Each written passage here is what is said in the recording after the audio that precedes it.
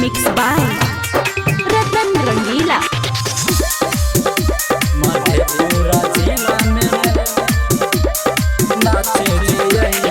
यहाँ से छौरी न बची के जई मधेपुरा जिला में नाचे जई। यहाँ से छौरी न बची के जई मधेपुरा जिला में नाचे जई। हो जई ढीला के कर दे तो गीला हटा के नोक पे लहंगा उठई।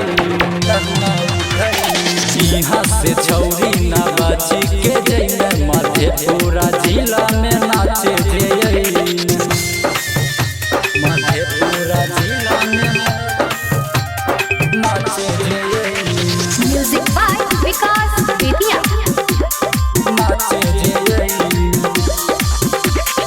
ठीक से नाचे एना नहा से उमर छौरी गे तोहर काचे। दे तो मिस गे ले तो किस गे 2 मिनट में लगही तू हाथे।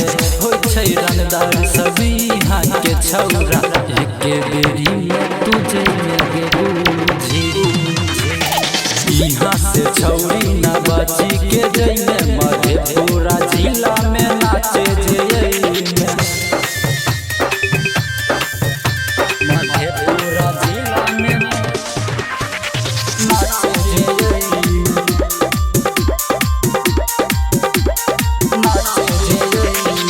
बजा के जीवन ऋषि के गाना ठीक से कमर हिलावे सब जाना। ठीक से कमर हिलावे सब जाना। राइटर रतन छै हमरा साथ गे होई तो फायरिंग आए भैर रात गे। हो जई ढीला के कर दे तो ढीला हटा के नोक पे लहंगा उठई। यहाँ से छौरी न बची के जई मधेपुरा जिला में नाचे जई।